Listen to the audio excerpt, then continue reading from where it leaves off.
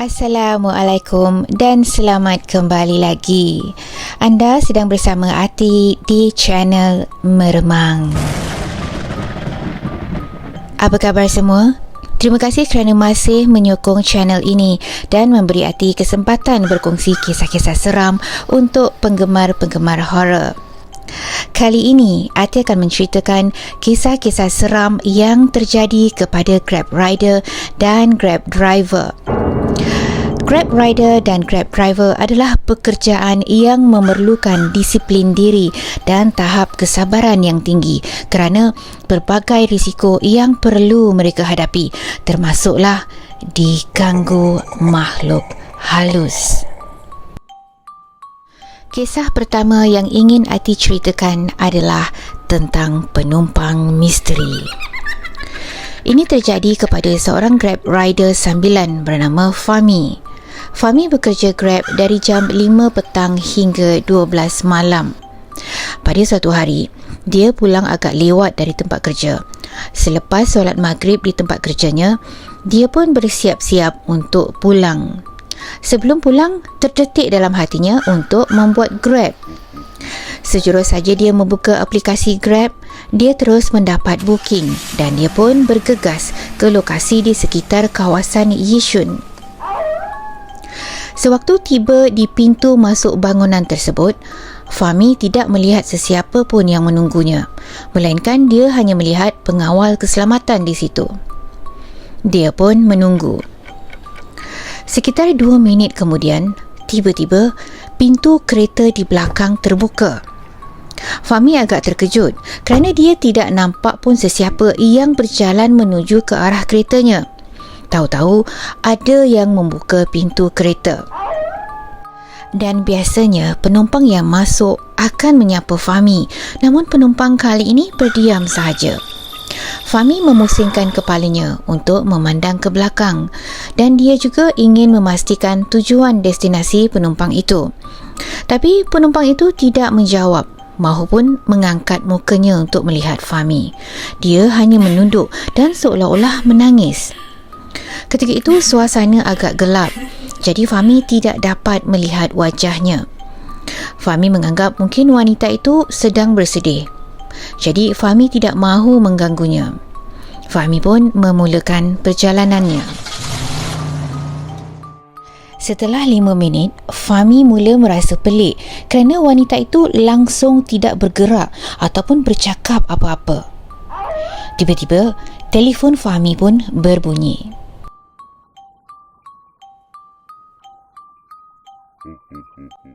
Hello, Abang Grab ke tu? Abang, kenapa abang tak tunggu saya? Saya nampak kereta abang kat bawah. Belum sempat saya kejar, abang dah gerak. Abang jadi ambil saya tak ni? Kalau tak, saya cancel je, kata wanita di telefon itu. Fahmi tiba-tiba meremang. Dia jadi bingung. Secara perlahan-lahan, dia pun memandang ke cermin pandang belakang untuk melihat penumpang tadi. Tetapi seperti yang dijangkakan, wanita tadi sudah tidak ada di situ. Tempat belakangnya kosong. Dan pada masa yang sama, keretanya berbau sangat busuk hinggakan Fahmi terasa mahu muntah. Fahmi terpaksa berhenti di tepi jalan dan keluar dari keretanya. Setelah bau itu hilang, baru dia kembali lagi ke lokasi tadi untuk menjemput wanita yang menelefonnya. Namun, Fahmi masih tertanya-tanya siapakah wanita yang menaiki keretanya tadi. Begitulah pengalaman Fahmi ketika dia mendapat penumpang misteri. Bagaimana? Anda meremang? Baiklah, kisah kedua yang akan Ati ceritakan ini bertajuk Siapa di Tepi Pemandu Itu. Farlina menceritakan pengalaman seramnya ketika dia menaiki Grab. Ketika itu, Farlina membuat booking Grab Hitch untuk pulang dari rumah ibunya di Sembawang. Dia pun menaiki Grab itu sekitar jam 10 malam. Ketika dia masuk ke dalam kereta, dia melihat ada seorang perempuan yang duduk bersebelahan dengan pemandu.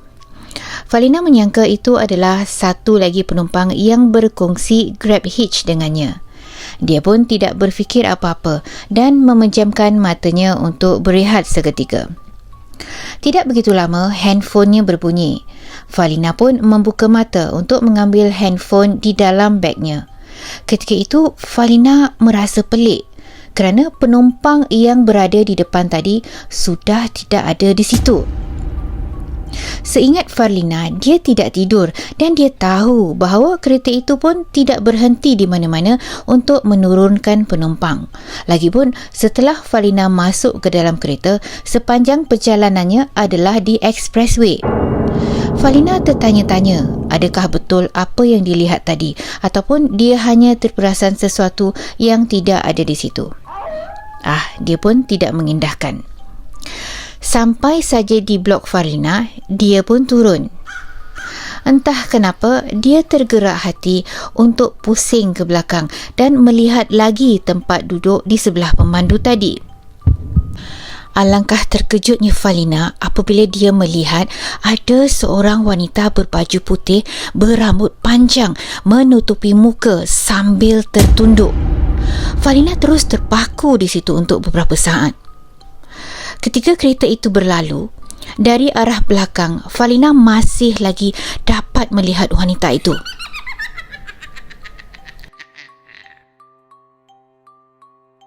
Begitulah pengalaman seram yang dialami oleh Falina ketika dia sedang mengandungkan anaknya yang pertama. Walaupun kisahnya agak pendek, tetapi menurut Ati, kalau anda yang mengalaminya, anda juga pasti meremang. Baiklah, untuk kisah ketiga ini adalah tentang siapa pesan makanan itu. Kisah ini terjadi di Malaysia. Ati berikan namanya Zaki. Zaki adalah seorang student yang bekerja sambilan sebagai Grab Food Rider. Pada satu hari, dia mendapat order dari pelanggan berbangsa Cina dari salah satu apartmen di Putrajaya. Makanan yang dipesan adalah daripada Subway. Zaki pun mengambil order tersebut dan segera menuju ke lokasi. Zaki memang rajin. Dia selalu akan cuba mendapatkan seberapa banyak order untuk setiap malam demi untuk menambah pendapatannya. Lebih cepat dia menghantarkan pesanan pelanggan, lebih banyak order yang dia dapatkan untuk malam itu. Zaki pun mengikut aplikasi Waze untuk ke apartmen tersebut. Dalam perjalanan, tiba-tiba navigation yang diberikan oleh Waze itu menghala Zaki ke jalan yang tidak begitu pasti. Sampai saja di tempat itu, Zaki agak terkejut kerana dia berada di hadapan apartmen yang belum siap. Zaki menjadi pelik. Dia pun menelefon pelanggan itu. Hello, saya rider Grab Food. Puan ada pesan makanan dari Subway kan? Saya sekarang berada di apartmen yang diberikan pada saya. Tapi apartmen ni macam belum siap lah Puan. Mungkin mereka salah kasih alamat kot. Boleh Puan kasih alamat Puan? Sekarang juga saya akan hantar. Wanita di telefon itu tidak berkata apa-apa selain menghembuskan nafasnya berulang kali di telefon. Beberapa saat kemudian, dia menjawab, naik tingkat 18.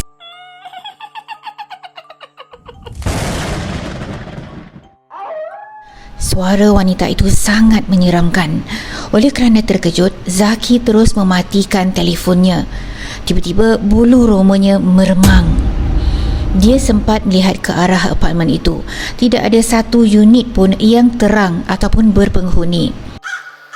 Zaki pun mengambil gambar untuk membuktikan bahawa makanan itu tidak diambil dan dia terus beredar dari situ. Itulah pengalaman yang tak dapat Zaki lupakan hingga ke hari ini. Dia masih tertanya-tanya siapa yang pesan makanan itu.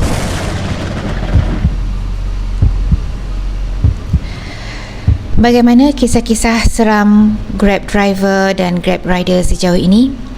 Seram? Baiklah, kisah yang terakhir ini menurut Ati sangat ekstrim.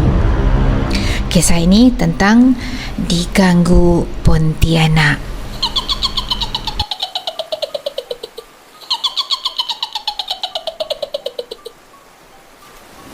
Ali adalah seorang rider sepenuh masa Foodpanda yang bekerja di Shah Alam.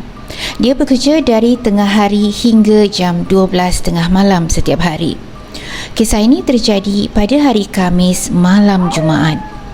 Ketika itu Ali sedang duduk berkumpul dengan rider-rider yang lain sementara menunggu order masuk. Tiba-tiba dia mendapat notifikasi dari Foodpanda mengatakan ada customer memesan McDonald untuk dihantar di sebuah kawasan perumahan.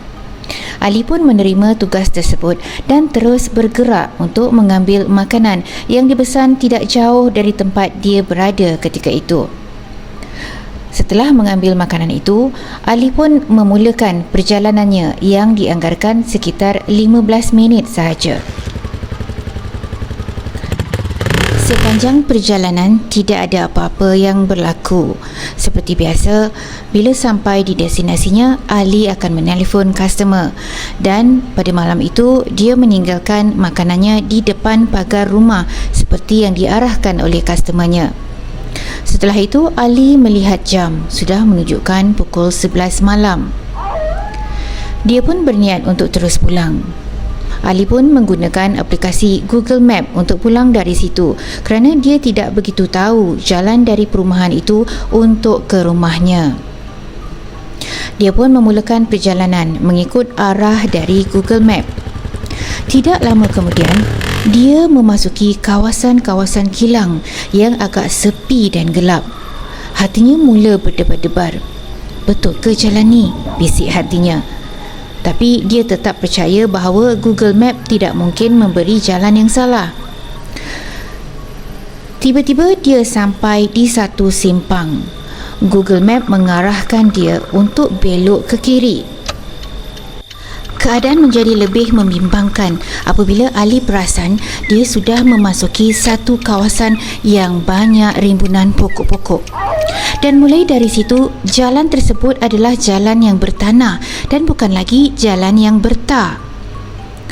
Fikiran Ali ketika itu sudah bercampur dengan bermacam-macam bayangan dan andaian di kepalanya. Mahu saja dia berpatah balik, tetapi dia takut tersesat jalan. Ali cuba menenangkan dirinya.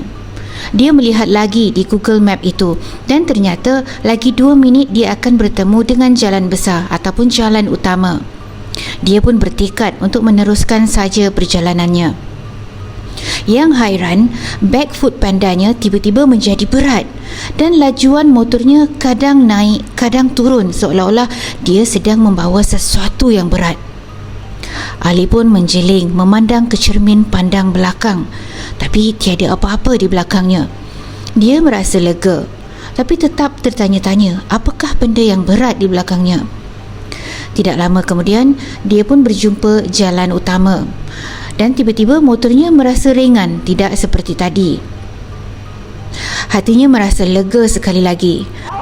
Sebaik saja Ali melepasi jalan yang berleko-leko di situ, dia mula merasa motornya berat semula dan benda yang ada di dalam beg Foodpandanya seolah-olah mengikut pergerakan motor. Bila motor ke kiri, benda itu ikut bergerak ke kiri.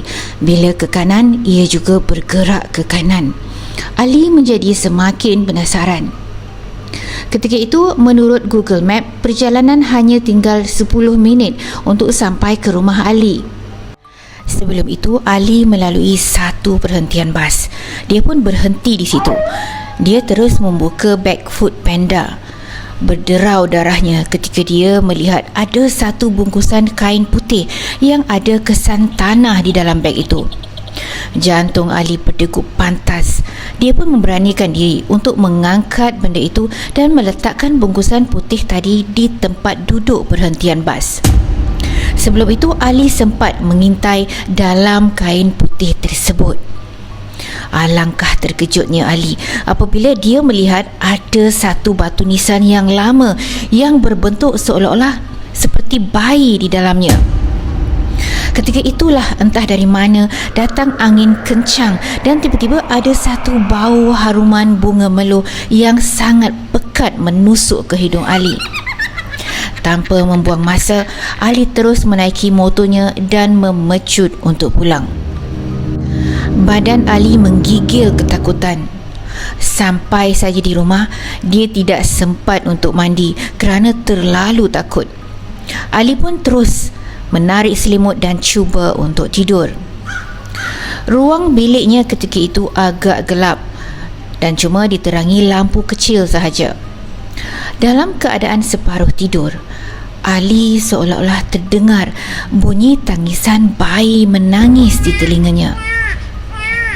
Mulanya Ali berfikir itu adalah suara anak jirannya. Tetapi suara itu semakin lama semakin jelas, seolah-olah ianya datang daripada bilik Ali. Ali sudah mula merasa resah.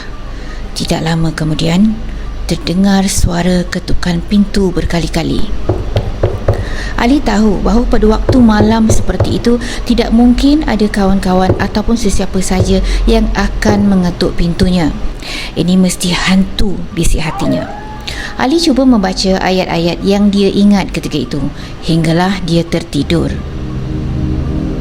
Apabila Ali tersadar dalam keadaan terlalu mengantuk, dia perasan selimutnya sudah tidak ada di badannya. Dia pun meraba-raba di tepi katil. Tiba-tiba dia terpegang satu kain yang agak tipis dan dia cuba menarik kain itu. Tetapi kain itu seolah-olah ditahan oleh sesuatu. Dia pun membuka matanya. Sebelum itu hidungnya sudah terbau kemenyan.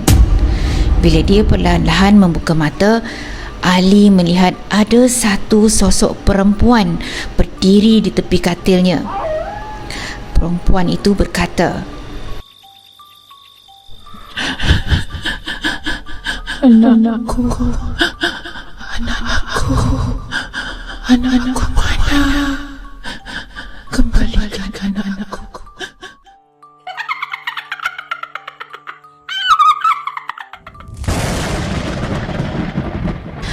Ali cuba mematikan dirinya dan pura-pura tidur. Sepanjang malam itu, Ali diganggu terus oleh suara itu. Bila hampir subuh, suara itu pun hilang. Ali terus mencapai kunci motor dan terus keluar dari rumahnya untuk ke surau. Ketika itu masih PKP, jadi taklah ramai orang yang ke masjid. Setelah solat subuh, Ali pun mencari imam untuk menceritakan apa yang terjadi kepadanya. Setelah Ali menceritakan, imam dan seorang lagi ahli surau mengajak Ali menaiki kereta mereka untuk ke tempat Ali meletakkan batu nisan tersebut. Ali pun mengarahkan jalan ke tempat perhentian bas itu. Sepanjang perjalanan mereka, kereta yang dinaiki terasa sangat berat, seperti mereka membawa ramai orang di dalam kereta itu. Setelah imam membacakan beberapa potong ayat, kereta bergerak seperti biasa. Sampai saja di perhentian bas itu, mereka melihat bungkusan putih itu masih ada. Imam pun mengangkat bungkusan putih itu kemudian membacakan sesuatu. Dia kemudian menyuruh Ali membawa mereka ke jalan yang banyak rimbunan pokok-pokok besar, yang mana pada malam itu Ali ada mengatakan dia merasa ada sesuatu yang menumpang motosikalnya. Mereka pun bergerak dari situ. Sampai saja di tempat yang dimaksudkan, imam meletakkan bungkusan itu di salah satu pokok di situ. Walaupun ketika itu sekitar jam 7 pagi, tetapi Ali dapat merasakan keseraman bila berada di situ. Setelah selesai, semuanya pulang. Semenjak hari itu, Ali sudah tidak lagi diganggu Pontianak.